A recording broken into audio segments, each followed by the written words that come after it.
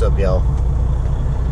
So it is Tuesday, December 28th, and we decided to do what I call a little bit of regional driving. I know for a lot of people, regional means home every night. That's what I'd call local drivers. To me, regional is pick up and deliver same day, less than, say, 250 miles. You don't get too far away from home. So that's what we're going to do. We're going to try to make a little bit of money between now and New Year's Eve. We plan on being home New Year's Eve and New Year's, and then probably that Saturday, Sunday, leave Monday. But we got a pretty good load here going to Marion, Indiana. Paid good, so I'm going to try to make about $1,500 off 2 loads, short loads. We might get close to $2,000. I don't know. We'll see. The loads seem to have picked up a little bit. The rates are better. They are not what they were in November, but they're better than they were the week before Christmas. So hopefully rates keep going back up. We're letting the truck warm up. Shotguns inside the Valero. Get some snacks, some drinks. She always gets a gallon of water. Man, she drinks a lot of water. I think that's how she stays so thin. But when she gets back out here, we'll be down the road. Our pickup only takes about 15 minutes to get there.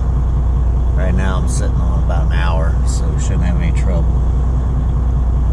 Unless we hit traffic, which I can't imagine we will. We get to the shipper, and I'll get back to you.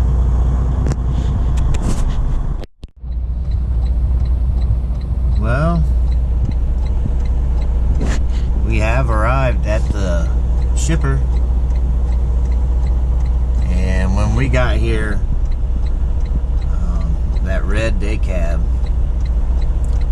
he had his trailer halfway out in the highway, so we could see that where we were going was backed up, and it's backed up bad. I don't know what. So I pulled over here in this turn lane here by this correctional facility, so I wouldn't be in the road. Well, then the guy right up there with his hazards on, he comes by me and he pulls right up there and he stops. Middle of a state route. Speed limit's 50 miles an hour. I'm surprised no one's been hit yet.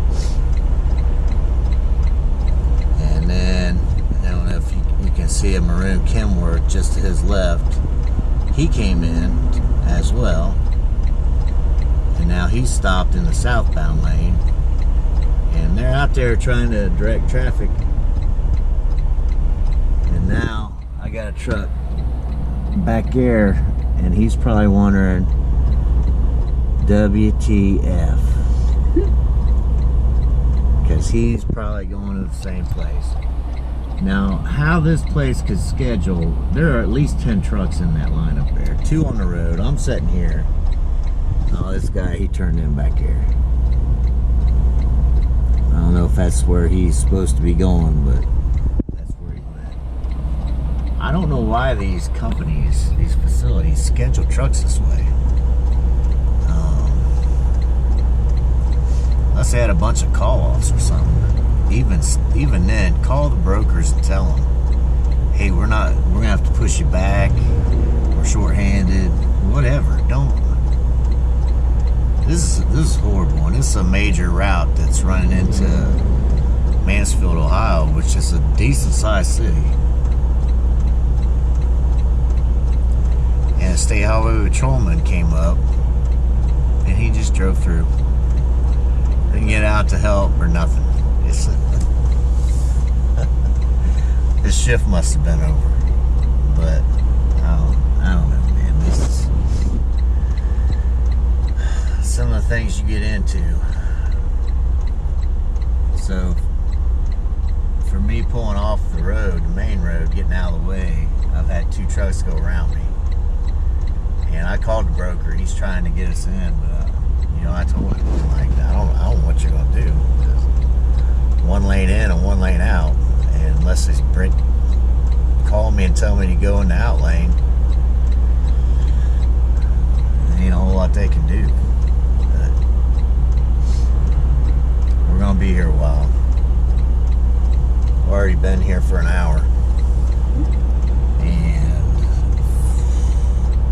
if I'm not loaded by 6 o'clock, I won't be able to make delivery on time. And it's 2:15 right now, about 20 after 2, so we'll see what happens. I'll get back with you.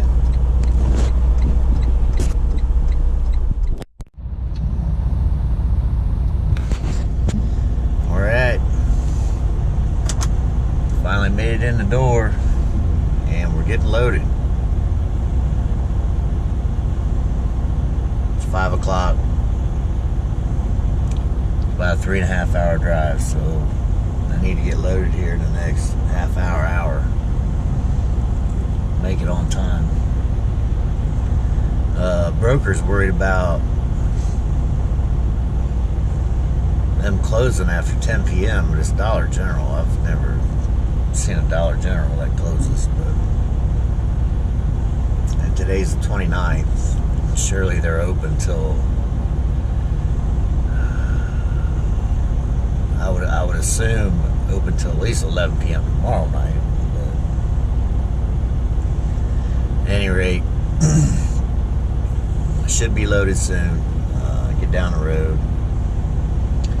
I got 8 hours driving, plenty of time. And booked another load out of Indiana for Wednesday. Picks up at 8 p.m., delivers Thursday.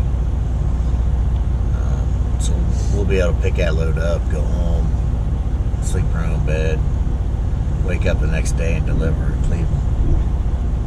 And I wanted to try to make $1,500 on these 2 trips, and I'm probably, with the tension I'm going to be paid here, I'm going to come out around 2,000, so not too bad.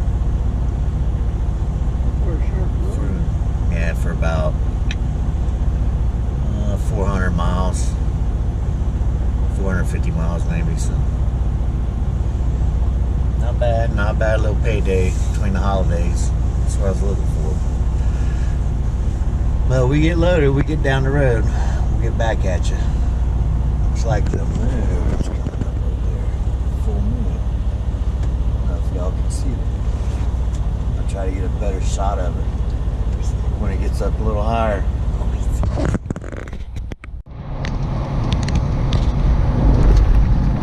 Alright, it is 5:25 and we just left the shippers. So we shouldn't have any trouble making it on time for the delivery unless we hit some ridiculous traffic or something. The route we're taking, there's normally not heavy traffic, so we should be okay. But we're heading for the receiver, and if we see anything exciting, we'll get back with you.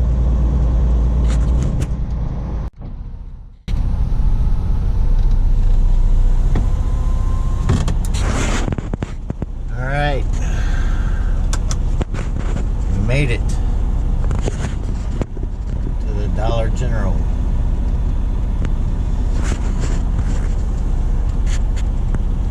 Wasn't too bad.